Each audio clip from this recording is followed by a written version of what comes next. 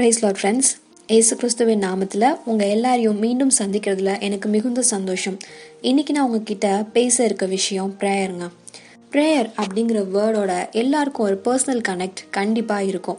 நம்ம எல்லாம் அநேகருக்கு எப்படி ப்ரேயர் பண்ணணும், எப்போ ப்ரேயர் பண்ணணும், ப்ரேயர் பண்ணும்போது கண்ணை மூடணுமா, முழங்கால் போட்டு ஜெபிக்கணுமா, இப்படி அநேக டவுட்ஸ் வரலாம். ஒரு சிலருக்கு நான் ப்ரேயர் பண்ணி முடிச்சிட்டேன், எனக்கு இப்படி ஆன்சர் வரும், அப்படி ஆன்சர் வரும், எனக்கு இப்போ ஆன்சர் கிடைக்கும், எனக்கு அப்போ ஆன்சர் கிடைக்கும், இப்படி அநேக காரியங்களை குறித்து சிந்தனைகள் மைண்டில் இருந்துகிட்டே தான் இருக்கும். ப்ரேயருக்கு 3 விதமாக காட் ஆன்சர் பண்ணுவாருங்க. Yes, no, not now.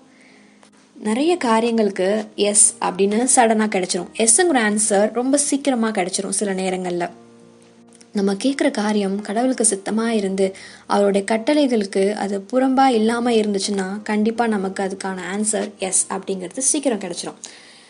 ஒரு சில காரியங்களுக்கு நோ அப்படிங்கிற ஆன்சரும் வரும். இது நம்மள அநேக நேரங்களில் ரொம்ப டிசப்பாயிண்ட் பண்ணுங்க. ஏன்னா நம்ம ஒரு விஷயத்தை கேட்போம், பட் அது கடவுளோட கட்டளைகளுக்கு ஒப்புரவாகாத விஷயமா இருக்குங்க. அந்த மாதிரி விஷயங்களுக்கு கடவுள் நோ தாங்க சொல்வார். நாட் நவ், இது கடைசி விஷயம். இதுக்கு ரொம்ப ரொம்ப பொறுமை தேவைங்க. நமக்கு ஜென்ரலாகவே பொறுமைங்கிறது ரொம்ப கம்மி தான், பட் இந்த காரியத்துக்கு ரொம்ப பொறுமை தேவைங்க. சில காரியங்கள் கடவுளுக்கு இந்த நேரத்தில் நமக்கு இதை கொடுத்தா கரெக்டாக இருக்கும் அப்படிங்கிறது தெரியும், பட் நம்மளுக்கு அவரோட டைமிங்க்கு பொறுமையாக காத்திருக்க முடியாதுங்க. ஸோ ப்ரேயருக்கு 3 விதமான ஆன்சர் இருக்குது. Yes, no, not now. இனிமே கடவுள் நம்மளோட ப்ரேயரை கேட்குறாரா அப்படிங்கிற டவுட் உங்களுக்கு கண்டிப்பாக வரவே கூடாதுங்க.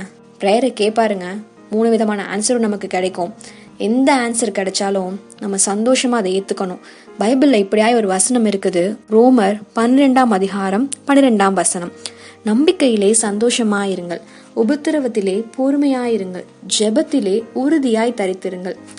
ஸோ கண்டினியூஸாக நம்பணும், பொறுமையோடு இருக்கணும், எல்லா கஷ்டங்களையும் பொறுமையோடு இருக்கணும், ஜெபத்தில் ரொம்ப உறுதியாக இருக்கணுங்க.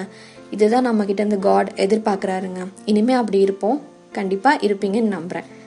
God bless you friends.